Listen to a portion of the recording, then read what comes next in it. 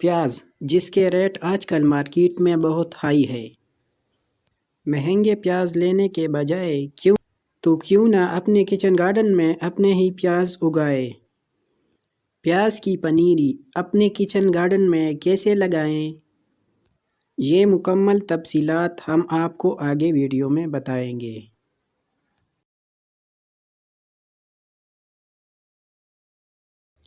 سب سے پہلے اپنے کچن گارڈن میں اس طرح کی کیاری بنائیں۔ پھر پنیری لگانے کے لیے اس میں اس طرح کی لائنیں بنائیں۔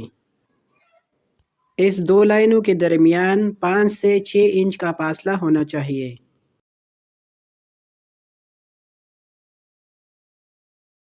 لائنیں بنانے کے بعد پنیری لیں اور اس کے سروں کو کاٹ دیں اور اس کے اضافی جو بڑے پتے ہیں ان کو کاٹ دیں، بالکل اسی طرح۔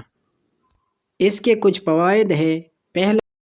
پہلا فائدہ تو یہ ہے کہ پودا زمین سے جو توانائی جذب کرتی ہے وہ اس اضافی پتوں پر ضائع نہیں کرے گی بلکہ خود کو بڑھانے پر صرف کرے گی۔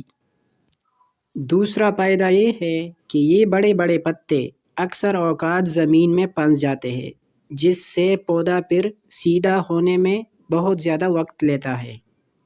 اس لیے اگر اس کو کاٹا جائے تو پودا جلدی سیدھا ہو جائے گا اور اس کے جڑیں مضبوط ہو جائیں گے۔ اب قطاروں میں پودے لگاتے ہیں۔ پودے لگاتے وقت ایک سے دوسرے پودے کے درمیان 4 انچ کا فاصلہ دیں۔ زیادہ فاصلہ دینے سے پیاز سائز میں بڑے بنیں گے۔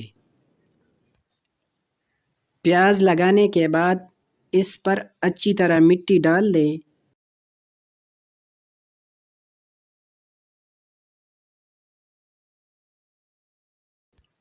اس کے جڑوں کو مٹی سے ڈھانپ دیں۔ اس وقت کوئی فرٹیلائزر دینے کی ضرورت نہیں۔ ویسے بھی کچن گارڈننگ کرتے ہوئے کوئی مصنوعی فرٹیلائزر استعمال مت کریں کیونکہ پھر آپ کو خالص اور آرگینک سبزی نہیں ملے گی۔ پنیری لگانے کے بعد فوراً پانی دیں۔